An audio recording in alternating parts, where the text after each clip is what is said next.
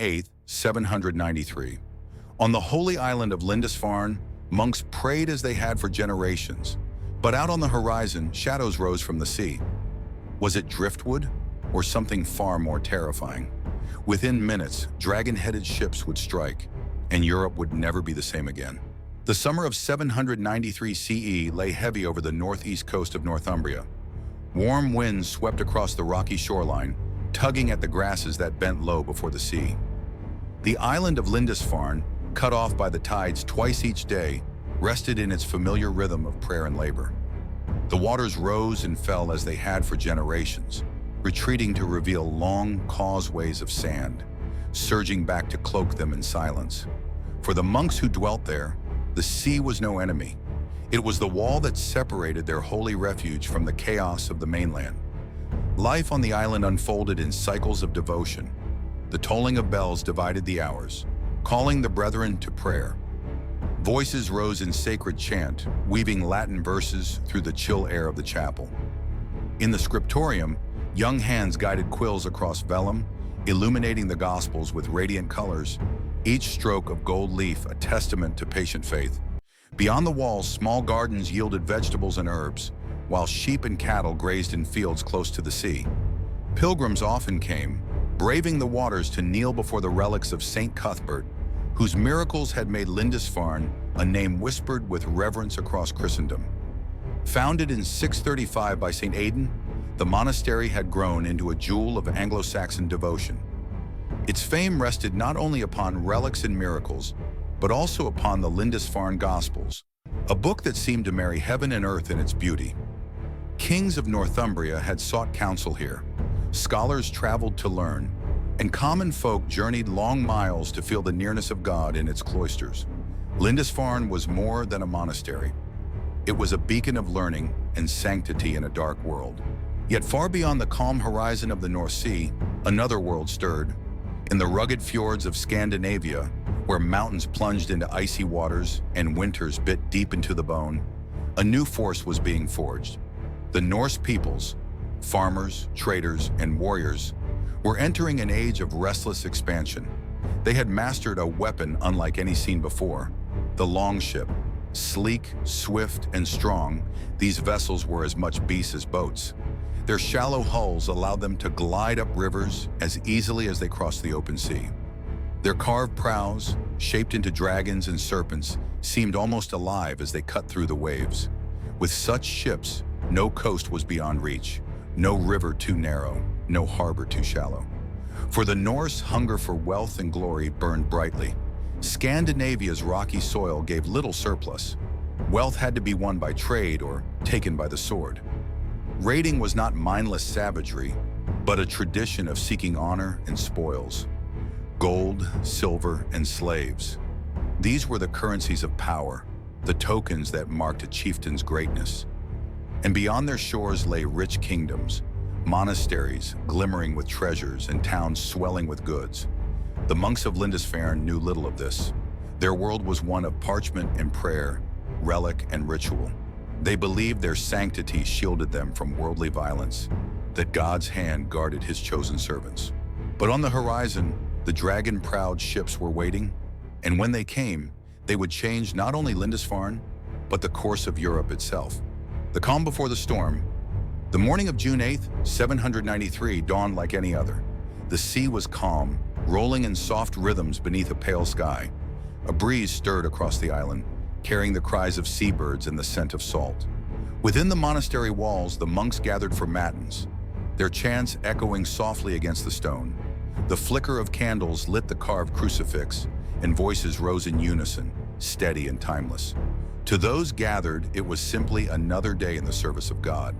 From the lookout points along the island's edge, the horizon seemed empty at first. The tide crept inward, tugging at the mudflats and washing over the causeway. A monk keeping watch might have seen only the glint of sunlight on the water, the slow rise of gulls from distant rocks. But then came the first shadows. Faint, uncertain, they hovered at the line where sea met sky. At first, they could be dismissed as driftwood or tricks of the light. Yet as the moments passed, they grew clearer.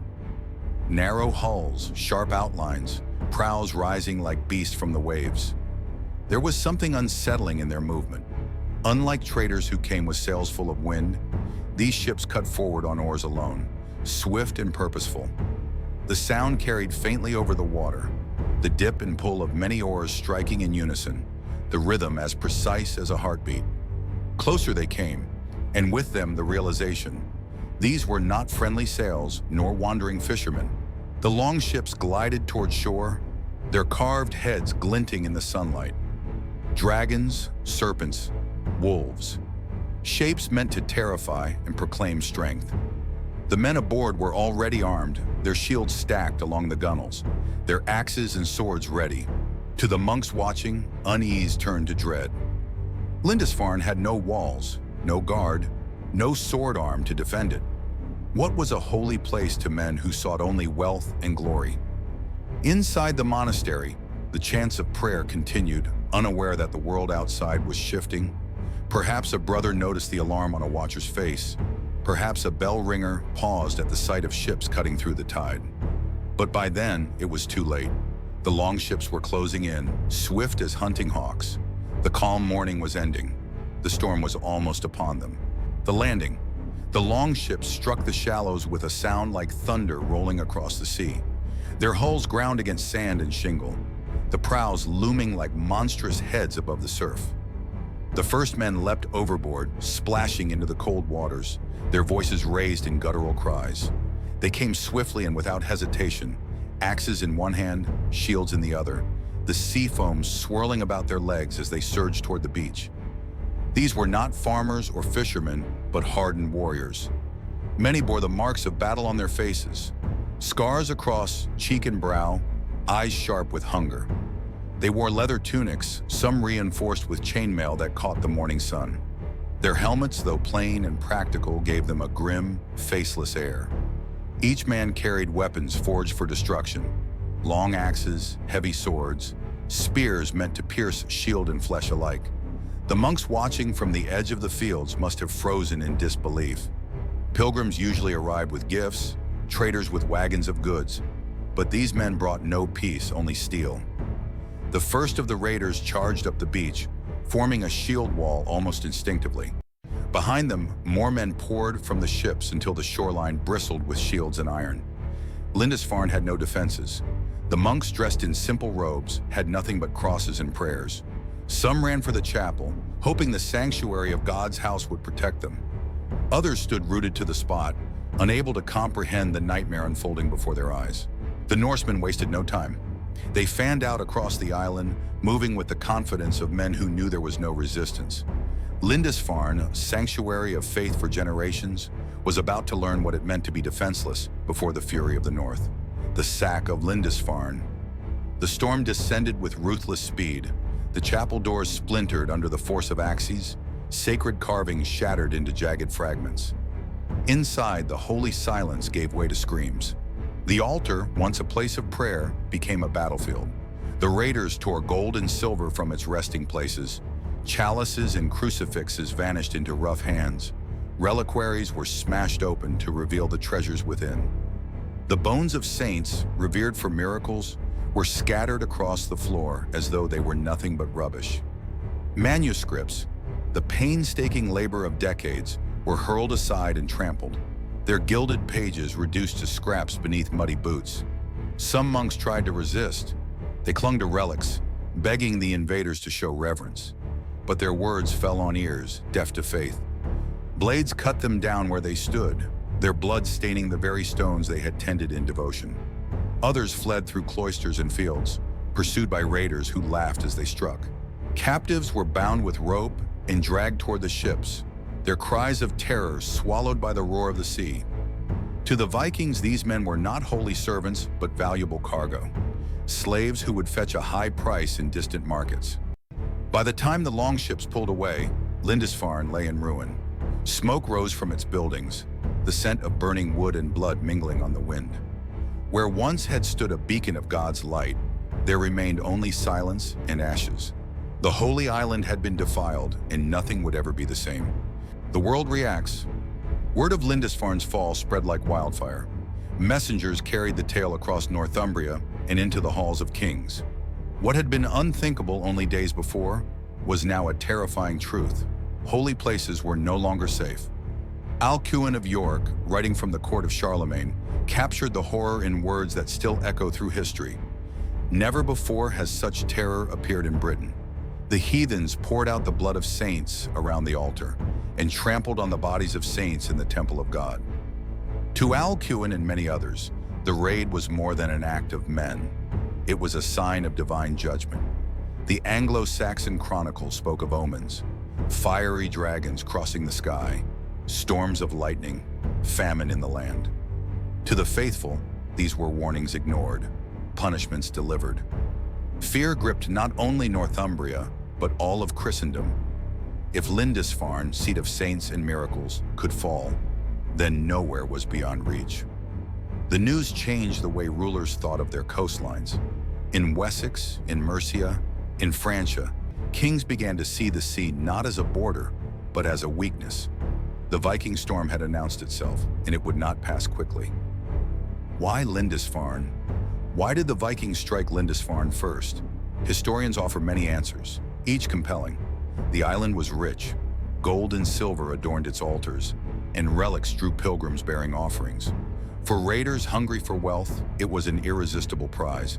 It was also vulnerable.